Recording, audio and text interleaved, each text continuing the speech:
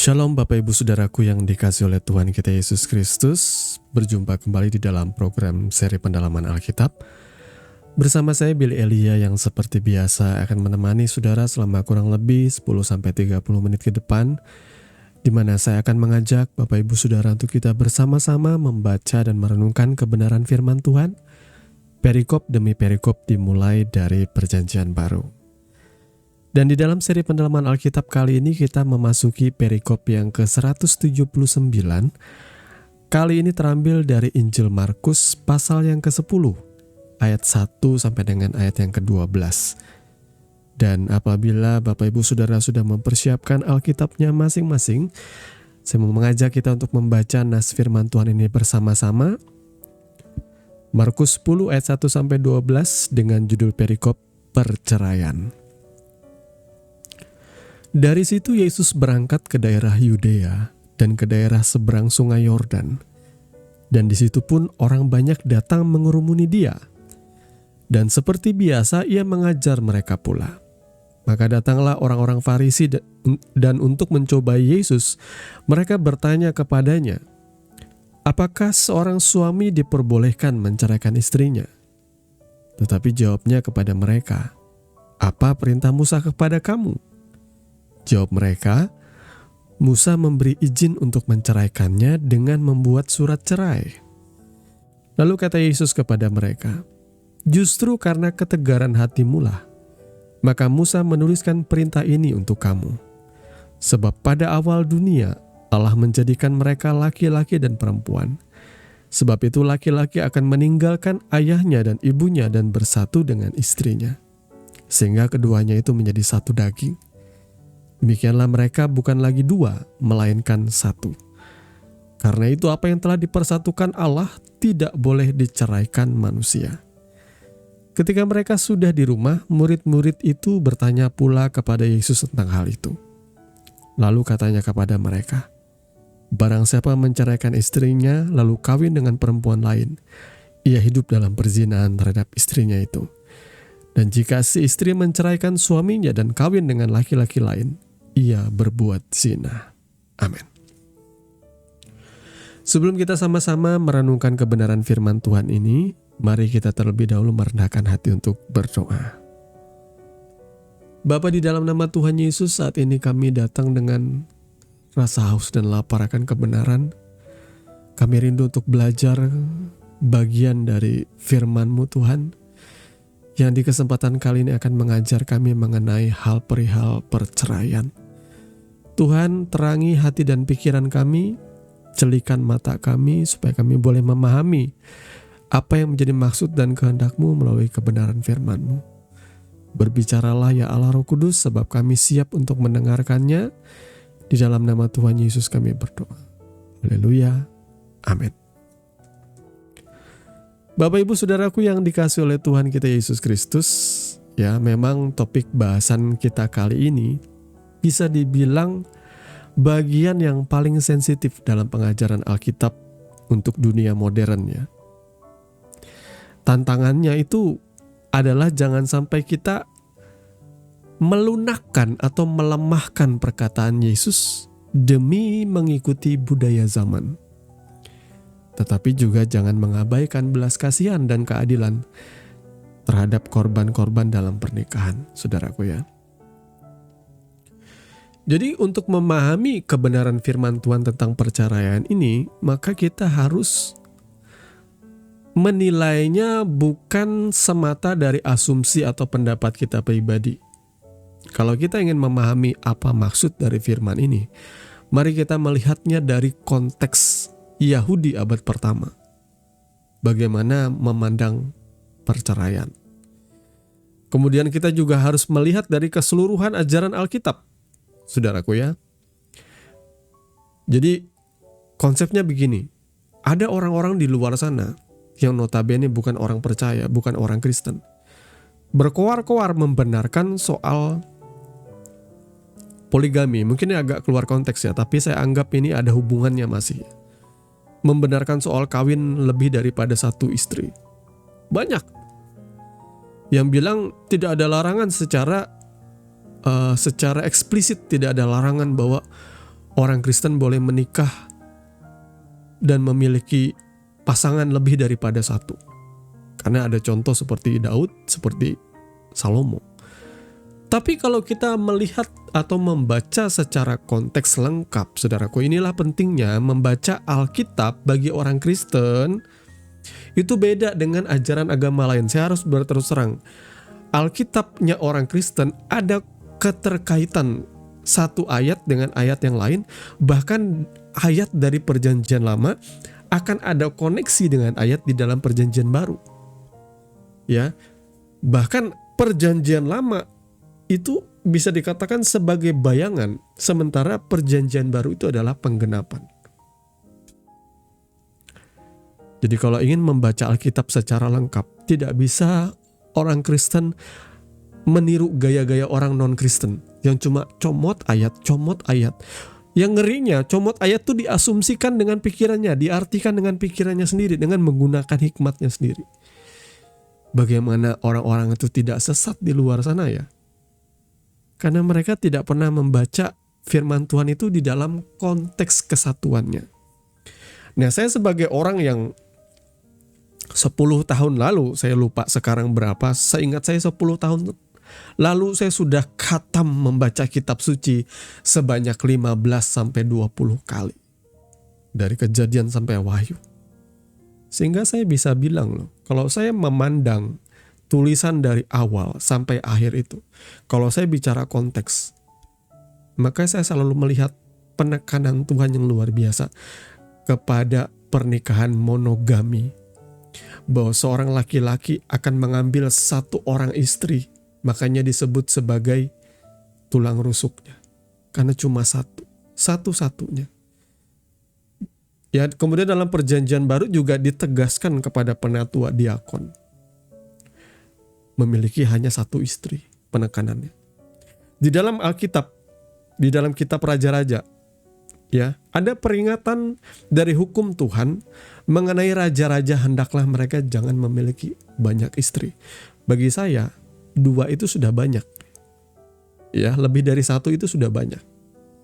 Itu peringatan. Karena apa? Karena istri-istri banyak akan membuat engkau dicondongkan hatimu daripada Tuhan. Sama seperti Salomo. Istrinya banyak. Sehingga hatinya dicondong untuk menyembah kepada ilah-ilah sesembahan istrinya. Karena zaman Salomo banyak orang ingin menjalin hubungan persahabatan dengan Israel. Sehingga diberikanlah upeti. Ini bahasa saya upeti ya. Lobby antar negara itu bentuknya ialah negara lain atau bangsa lain itu memberikan wanita.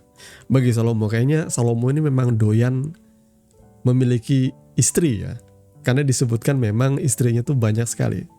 Kalau nggak salah 700 istri dan 300 gundik atau kebalik, saya lupa. Pokoknya itu 1000 di total, saudara ya. Sebagai bentuk dari persahabatannya dengan bangsa-bangsa lain. Hanya saja Salomo menyadari dia di akhir hidupnya dia bertobat juga sih. Walaupun tidak dicatat secara eksplisit, tetapi dari tulisan-tulisan gubahan-gubahannya di dalam kitab-kitab Amsal dan lain sebagainya itu adalah kesimpulannya dia. Saudara ya, bahwa ternyata hatinya dicondongkan menyembah ilah-ilah lain oleh karena istri yang banyak itu. Maka tidak dianjurkan bagi orang Kristen untuk memiliki istri banyak, saudaraku ya.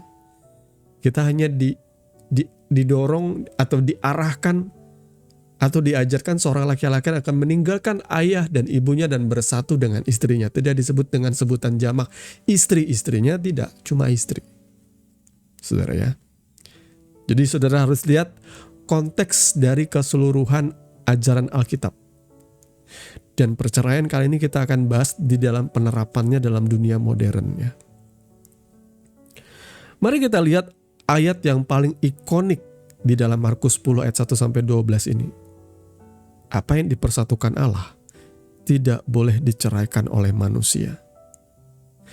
Nah, Bapak Ibu Saudara, di zaman Yesus di abad pertama itu, abad pertama Masehi tentunya, ada perdebatan besar di kalangan Yahudi tentang perceraian. Ya, saya mau membuka pikiran saudara ya, bahwa berdebat itu tidak masalah. Selama yang saudara perdebatkan itu sesuatu yang ada di dalam Alkitab. Dan itu memang rabi-rabi Yahudi di masa dulu ya, cendekiawan-cendekiawan, guru-guru atau rabi Yahudi ini berkumpul. Mereka akan memperdebatkan satu bagian atau satu topik bahasan tentang pernikahan dan perceraian. Ya, mereka akan stand dengan pendapat mereka, apapun itu. Dan pendapat mereka akan dicatat di dalam buku catatan, ya. Catatan dari para rabi, kalau tidak salah di dalam catatan buku Talmud itu ya. Catatan dari pandangan-pandangan rabi-rabi itu dicatat. Nah, ini berbeda dengan kita zaman sekarang. Kalau zaman sekarang berdebat pengen yang paling benar. Masalahnya, perdebatan saudara itu ketika saudara melihat ada orang yang berbeda dengan engkau, orang Kristen kebanyakan sangat mudah membidat-bidatkan orang atau membilang orang lain sesat hanya karena berbeda pandangan dengan dia. Nah, ini bukan ajaran dari Yahudi, ajaran dari Timur, bukan. Ini bukan cara pandang orang Yahudi, orang Timur itu enggak seperti itu. Ini cara pandang orang Barat, ingin menyamakan pendapat. Kalau pandangan para rabi itu dibiarkan tetap berbeda, dan mereka tidak berusaha untuk disamain, dan mereka juga tidak mudah membidat-bidatkan atau bilang orang lain sesat. Enggak. Ingat saudaraku ya, Alkitab kita ditulis dari sudut pandang orang Yahudi. Jadi pola pemikiran, ide, tata krama, budayanya itu semuanya itu dari sana. Tidak bisa kita berasumsi dengan pandangan kita sebagai orang Barat mengartikannya, saudaraku ya. Nah, perlu diketahui pada waktu itu ada perdebatan besar di kalangan Yahudi tentang perceraian. Terlebih di dalam Ulangan 24 ayat 1 yang membahas mengenai Musa mengizinkan adanya surat cerai. Dan masalahnya di sini, orang Yahudi itu berbeda pendapat tentang alasan perceraian. Jadi di sini ada dicatat ya, seperti saya bilang tadi, ada catatan tambahan di dalam Tanakh itu yang disebut dengan Talmud. Saya lupa spesifik bagiannya mencatat tentang pendapat atau pandangan rabi-rabi ya. Ada kelompok yang namanya Rabi Shammai. Mereka sangat ketat ya, berbicara soal perceraian. Perceraian hanya boleh karena 1. perzinahan, 2. ketidaksetiaan seksual, berzinah atau berselingkuh dengan bahasa sekarang ya. Bagi kelompok Rabi Shammai, perceraian hanya boleh dari 2 hal ini, perzinahan yang tentunya dilakukan bukan dengan pasangan resmi ya. Kedua, selingkuh yang juga tentunya dilakukan bukan dengan pasangan resmi. Yang kedua, kelompok Rabi Hillel. Ini agak lucu ya. Kelompok Rabi Hillel ini sangat longgar pendapatnya. Mungkin dia menarik kesimpulan itu dari cara hidup dan budaya masyarakat di masa itu.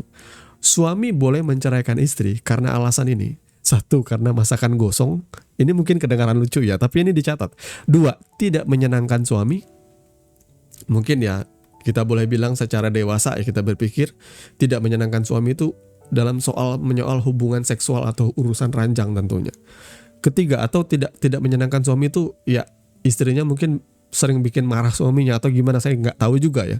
Yang ketiga, ini agak curang sebenarnya ini pendapat Rabi Hillel ini ya. Menemukan wanita yang dianggap lebih menarik.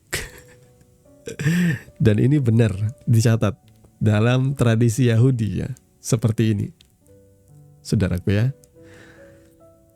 Nah, perlu saudara ketahui, untuk kita memahami kebenaran firman ini, kita harus melihat konteks, kita harus juga melihat kesan dari firman ini. Pertanyaan orang Farisi kepada Yesus ini muatannya apa? Mereka tidak sedang mencari kebenaran, saudaraku. Mereka sedang mencari cara untuk menjebak Yesus. Makanya ada pertanyaan, apakah seorang suami diperbolehkan menceraikan istrinya? Jadi maksud sebenarnya itu Yesus berpihak kepada siapa ini? Kubu Shammai atau kubu Hillel? Atau mereka mencari-cari salah? Ya, karena ya yang namanya rabi itu orang pintar, saudaraku. Sepintar-pintarnya saya mengupas Alkitab, saya pikir saya nggak akan pernah bisa lebih pintar daripada rabi Yahudi. Kebanyakan mereka bahkan hafal isi Alkitab, saudaraku. tanah perjanjian lama khususnya ya. Tentu mereka tahu ya, mereka pun pasti punya pandangan bahwa Tuhan itu mencintai yang namanya kesetiaan dengan pasangan. Nah, di sini jawaban Yesus menarik, saudaraku. Yesus mulai menarik jawabannya itu jauh ke dalam perjanjian lama, ke bagian-bagian awal, yakni rancangan awal Allah. Ya, jadi Yesus menarik bahasannya itu tentang rencana awal dari Tuhan ketika mempertemukan Adam dan Hawa itu. Yesus mengutip penciptaan dan berkata, laki-laki dan perempuan menjadi satu daging. Ya. Sehingga akhirnya Yesus pun menambahkan di dalam Markus 10 ayat 6 sampai 9, apa yang dipersatukan Allah tidak boleh diceraikan manusia. Seorang laki-laki akan meninggalkan ayah dan ibunya dan bersatu dengan istrinya, itu menjadi satu daging. Sehingga apa yang dipersatukan Allah tidak boleh diceraikan manusia. Fokus Yesus, jadi orang ini kadang-kadang membaca Alkitab soal perceraian, kebanyakan fokus orang itu mencari jawaban apakah boleh bercerai, betul nggak? Ayo ngaku saudaraku. Ketika saudara membaca Alkitab, pembahasan tentang perceraian, yang saudara cari ialah jawaban yang mungkin bisa menjadi sedikit kelonggaran. Apakah boleh bercerai? Karena di sini Yesus pun memberikan jawaban, fokusnya bukan bagaimana cara bercerai, bukan. Fokus Yesus adalah mengapa manusia begitu mudah menghancurkan pernikahan. Justru mengapa engkau ingin merusak pernikahanmu dengan perceraian? Markus 10 ayat 5. Mengapa Musa mengizinkan perceraian? Jawabannya di dalam Markus 10 ayat 5, karena ketegaran hatimu. Ini penting sekali saudaraku. Yesus berkata perceraian bukan rancangan ideal Allah. Perceraian adalah izin karena dosa manusia.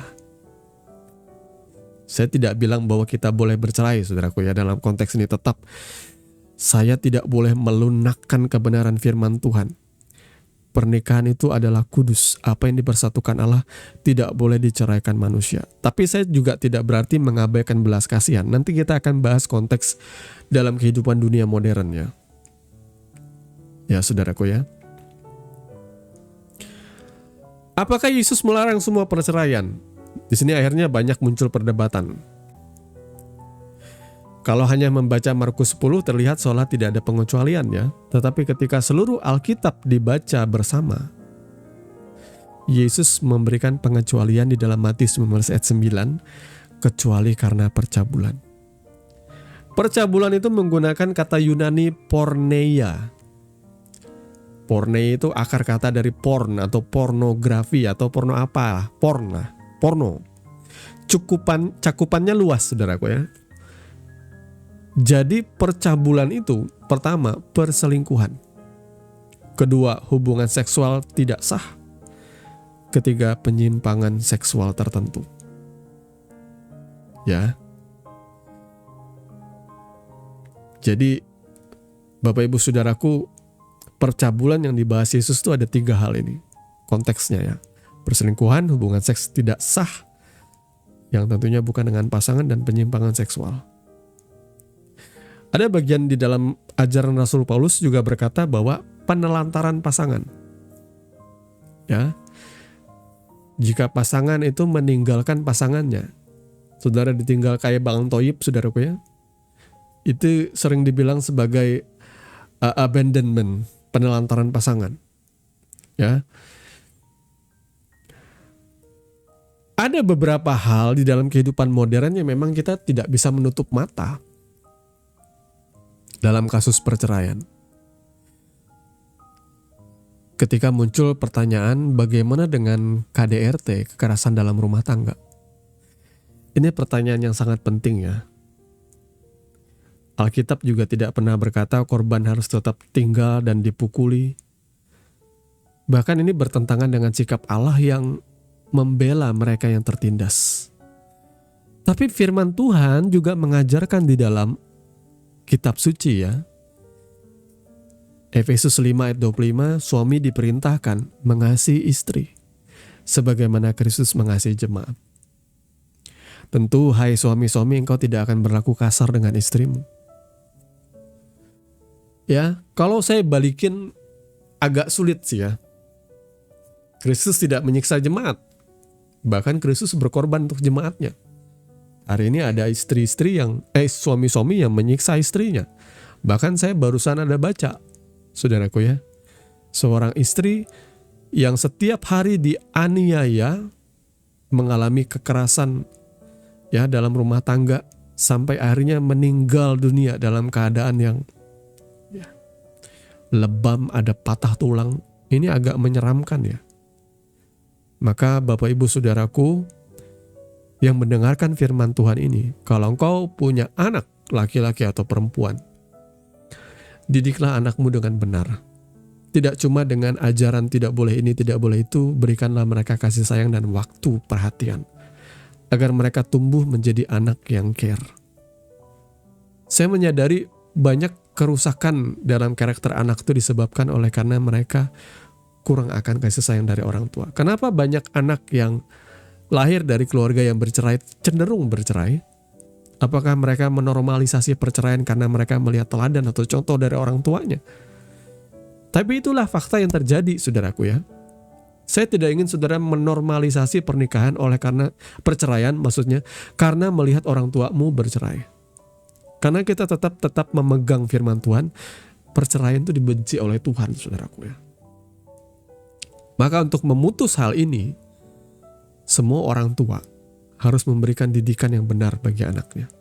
Sekali lagi, didikan itu bukan soal teguran, bukan soal ngasih tahu jangan ini jangan itu, tapi love, perhatian, kasih sayangnya itu juga sebenarnya adalah teladan yang gak perlu diucapkan, tapi anak tahu bahasa sentuhan, pelukan, kasih sayang. Itu yang nanti dia akan terapkan juga bagi ya pasangannya kelak, saya pikir seperti itu. Yang kedua, banyak muda-mudi yang karena pergaulan bebas mereka tidak siap. Ya. Mereka akhirnya sembarangan memilih pasangan. Saudaraku, milikilah standar ya di dalam memilih pasangan. Saya tahu zaman sekarang tuh ada kebebasan berpendapat, ada kebebasan memilih untuk hal apapun juga, tapi jangan sampai saudara mengabaikan standar firman Tuhan. Sudah tahu pasanganmu tuh bukan orang yang seiman, tapi engkau tetap nekat. Engkau berpikir bisa mengubah dia karena cinta. Saudaraku, saya punya banyak pengalaman. Dan saya melihat contoh-contoh mereka yang nekat karena cinta. Sulit bersatu hati, bersatu jalan dalam pernikahan. Ketika kita dalam hal yang mendasar sudah berbeda. Maka alangkah baiknya dalam satu prinsip hal ini, biarlah kita berkata-kata seperti Yosua, aku dan seisi rumahku menyembah Tuhan. Itu sangat baik karena pemersatu. Ya, dua tali yang dijalin itu dipersatukan oleh tali yang ketiga. Saya pikir Tuhan yang mempersatukan itu jauh lebih indah, saudaraku ya. Ya, buka matamu, buka telingamu. Jangan pacaran karena bucin, karena ganteng, karena cantik. Takar. Hitung ketika engkau sudah mulai menjalin persahabatan atau mungkin ya masuk dalam zona pacaran.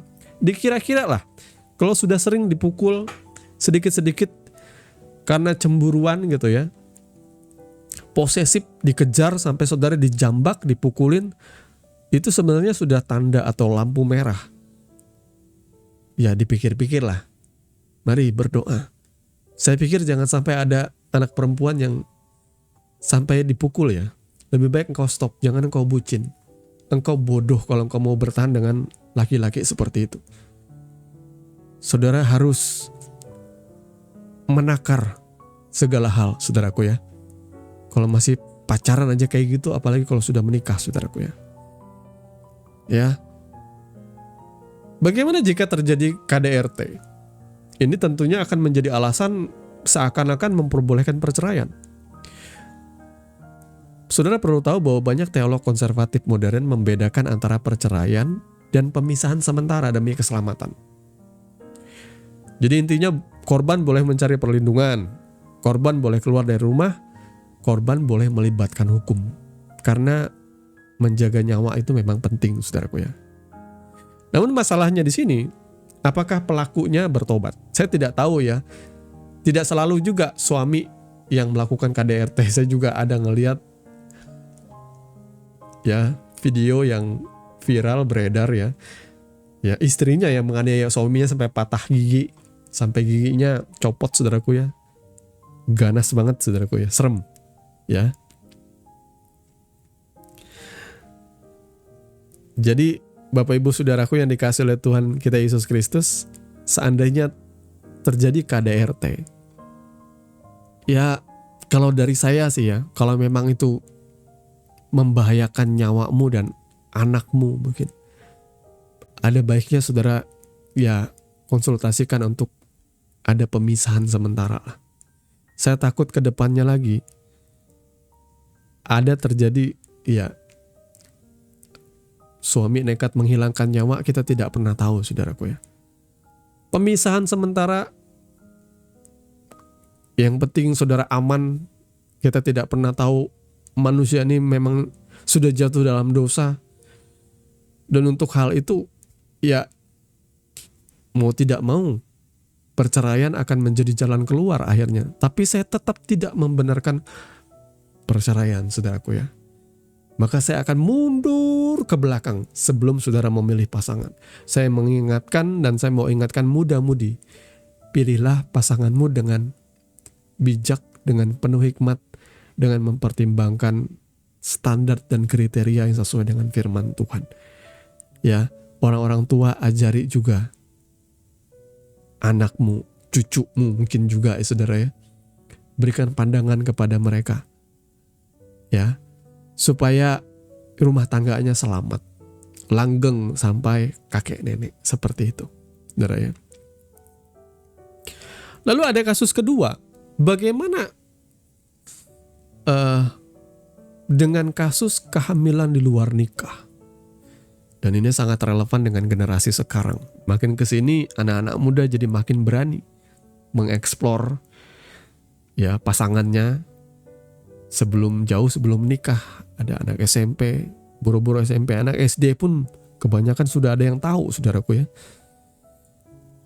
Bagaimana kalau dalam kasus ini pacaran, hamil, kemudian dipaksa menikah? Masalahnya tuh menikah tuh bukan solusi otomatis. Saya bisa membayangkan ketidakmatangan laki-laki dan perempuan karena mereka petting dan main-main dalam hubungan pranikah seperti pacaran di usia yang mereka ya cuma seru-seruan, have fun seperti itu, tiba-tiba hamil, kaget. Gak ada yang siap jadi papa, gak ada yang siap jadi pasangan, jadi suami, jadi istri, gak ada yang siap. Ini pertimbangannya gimana, saudaraku ya? Jawabannya gimana? Karena pernikahan itu sejatinya dibangun di atas komitmen, kedewasaan, tanggung jawab, bukan sekedar karena hamil. Tapi sekali lagi, apakah harus bertanggung jawab? Jawabannya iya. Tanggung jawab terhadap anak, tanggung jawab terhadap pasangan yang dirugikan.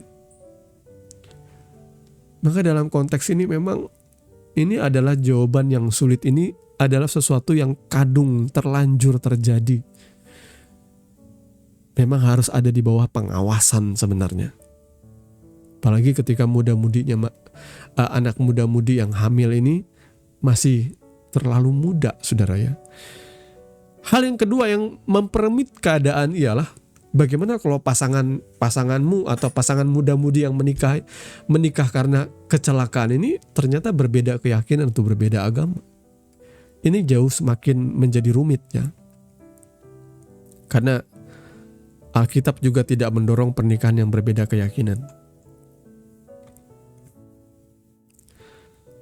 Ya, jadi Saya tidak bisa memberikan jawaban bercerai, saya hanya bisa mendorong ini adalah konsekuensi, tapi ada baiknya orang tua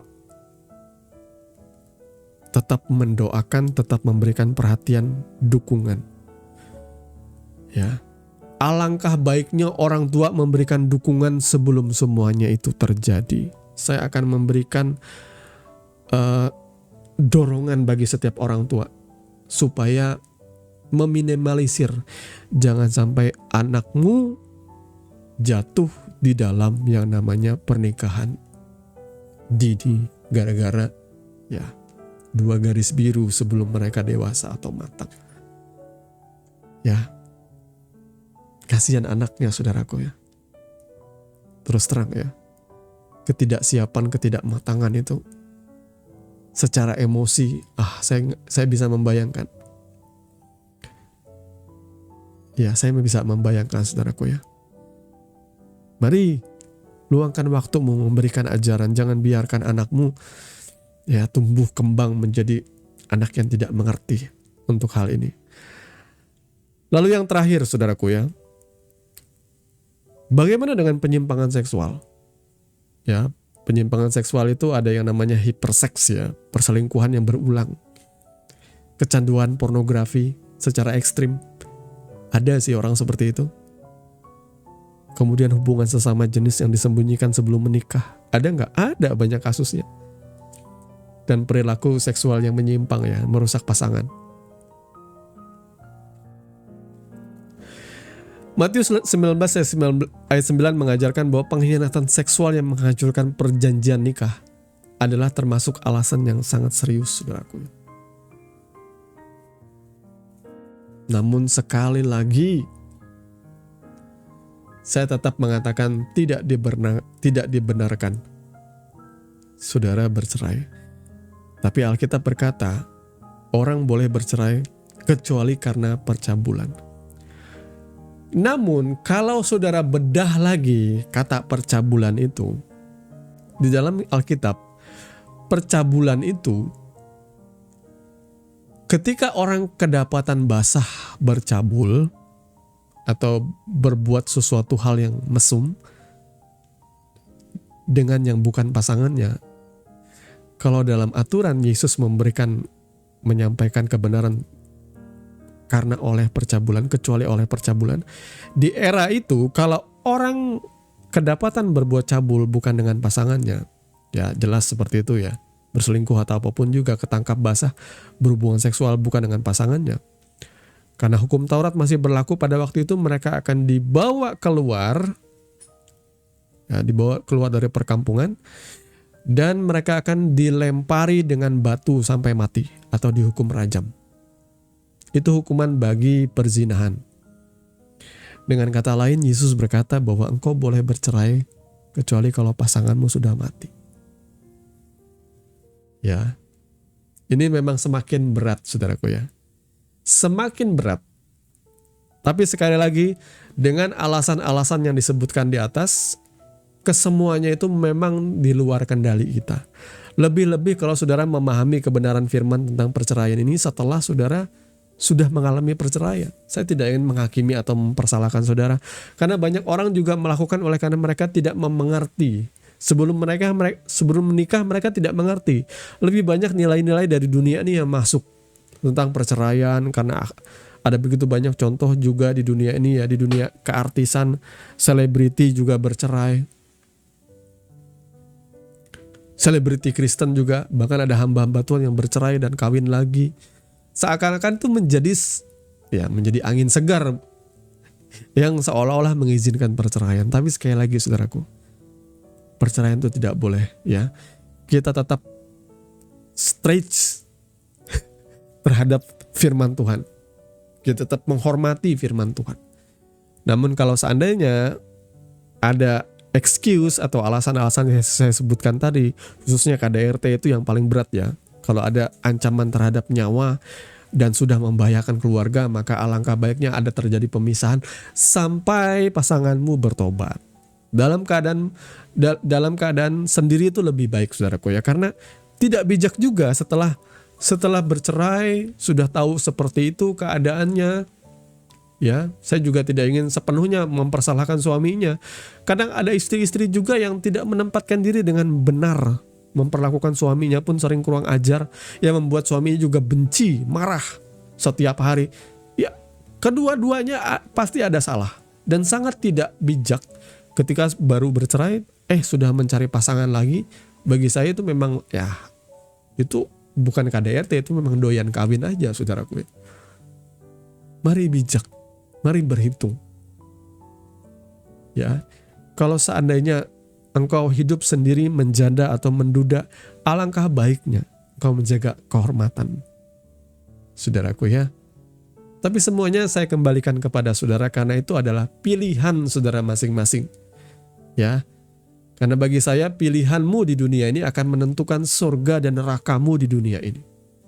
Jadi apa yang kau pilih, kalau itu salah, konsekuensinya akan engkau tanggung selama engkau hidup di dunia. Tidak ada hubungannya dengan surga dan neraka nanti. Ya, kesusahanmu hidup, itu engkau yang tentukan ke depannya. Maka alangkah lebih baiknya saudara menikah, saudara memilih pasanganmu dengan benar. Jangan yang pemabuk, jangan suka KDRT, jangan yang punya penyimpangan seksual. Tapi kita sukar menilai. Namun, saudara punya satu senjata. Doakan terus pasanganmu. Kalau memang ini dari Tuhan, Tuhan, biar engkau muluskan jalan kami sampai pada pernikahan kudus. Tapi kalau bukan dari Tuhan, biarlah kiranya Tuhan memisahkan kami atau membuat segalanya tidak mungkin bersatu. Saya dulu, ya, sebagai muda-mudi juga pernah yang ngalamin yang namanya pacaran. Saya selalu berdoa seperti itu. Dan ada wanita atau ada perempuan yang saya anggap, saya yakin dengan dia. Tapi ternyata dipisahkan oleh Tuhan. Kemudian yang kedua, saya yakin dengan dia. Dipisahkan lagi oleh Tuhan. Tapi yang dipilih oleh Tuhan tentu akan berjalan lancar sampai pada pernikahan kudus itu diberkati oleh Tuhan. Maka dia yang memang dipilih Tuhan untuk saudara ya. Jadi mari Bapak Ibu Saudaraku yang dikasihi oleh Tuhan kita Yesus Kristus, ketika saudara membaca Markus 10 ini, mari jangan cari alasan boleh bercerai apa enggak, tapi mari pahami betapa kudusnya pernikahan itu. Karena budaya saat itu memperlakukan istri sebagai barang yang bisa dibuang kapan saja. Tapi Yesus justru meninggikan martabat pernikahan. Ya, untuk anak-anak muda, sebelum menikah, jangan hanya mengandalkan cinta. Pastikan kesamaan iman. Pastikan kedewasaan karakter. Pastikan kesiapan memikul komitmen seumur hidup. Dan jangan menganggap seks itu sebagai tujuanmu menikah. Hanya sebagai, ya, have fun, main-main. Karena banyak perceraian itu bermula dari keputusan yang diambil tanpa hikmat sebelum menikah, saudaraku. Jadi Bapak Ibu Saudaraku yang dikasihi oleh Tuhan kita Yesus Kristus, kiranya saudara boleh memahami bahwa setiap kita, satu pria, satu wanita, satu perjanjian, satu kehidupan sudah ditentukan oleh Tuhan dari awal. Karena inilah isi hati Tuhan tentang pernikahan. Tuhan kiranya memberkati kebenaran firman-Nya dan mari kita berdoa. Bapa, di dalam nama Tuhan Yesus, terima kasih Engkau sudah mengajar kami sehingga kami boleh memiliki pandangan yang benar terhadap perceraian. Kami belajar maksud Tuhan, jawaban Yesus, bahwa Ia sangat meninggikan dan mengagungkan kekudusan dari pernikahan. Biarlah kami juga sebagai orang percaya menghormati pernikahan itu. Apabila ada di antara kami yang mendengarkan kebenaran firman, dan saat ini pernikahan kami sedang di ujung tanduk, karena perbedaan, karena persinggungan yang begitu tajam, karena pertengkaran hari-hari, perbedaan yang seringkali membuat kami sulit menerima satu dengan yang lain. Tapi biarlah Tuhan, kami berdoa, kasih yang semakin dingin itu, biarlah Tuhan yang menjamah dan menghangatkan rumah tangga ini Tuhan. Biarlah laki-laki menurunkan egonya, istri juga mulai melembutkan hatinya dan berdamai berbaikan. Kembali kepada satu hal yang paling mendasar. Kalau kami sudah dipersatukan oleh Kristus, Biarlah pernikahan kami untuk seterusnya dan selama-lamanya dikuatkan oleh Kristus. Terima kasih Bapa. Kami mengucap syukur kepadamu, berkati setiap rumah tangga, berkati muda-mudi yang akan sebentar masuk dalam pernikahan kudus juga. Biarlah setiap pasangan yang memang daripada Tuhan dipersatukan oleh Kristus, diberkati oleh Kristus, disertai oleh Kristus seumur hidup mereka, sampai maut memisahkan. Demikian pula, biarlah setiap pernikahan-pernikahan yang sudah berjalan, baik yang baru menikah maupun yang sudah berpuluh-puluh tahun bersama, dikuatkan dan mereka boleh menjadi teladan, menjadi contoh bagi generasi yang berikutnya. Terima kasih Bapa, kami mengucap syukur, kami menyadari tidak ada formula yang terbaik di dalam pernikahan, karena setiap pernikahan kami pasti akan diperhadapkan kepada perbedaan, pertengkaran, keributan. Tapi kami percaya biarlah Kristus yang mempersatukan kami, yang menguatkan kami, yang memperdamaikan kami, yang mempersatukan kami. Terima kasih Bapa. Kami percaya kuasa darah-Mu menyucikan hati dan pikiran kami, melembutkan kami. Terpujilah nama-Mu Bapa kekal selama-lamanya. Ajar kami untuk melakukan firman Tuhan siang dan malam. Di dalam nama Tuhan Yesus kami berdoa. Haleluya. Amin. Terima kasih sudah mengikuti seri pendalaman Alkitab hari ini. Biarlah kebenaran firman Tuhan terus menuntun langkah kita, menerangi hati kita, dan membentuk hidup kita menjadi serupa dengan Kristus. Sampai jumpa di episode berikutnya, di mana kita akan terus menggali kedalaman firman yang hidup dan berkuasa. Tuhan Yesus memberkati. Dan jangan lupa, hidup dalam firman dan firman dalam hidupmu. Shalom.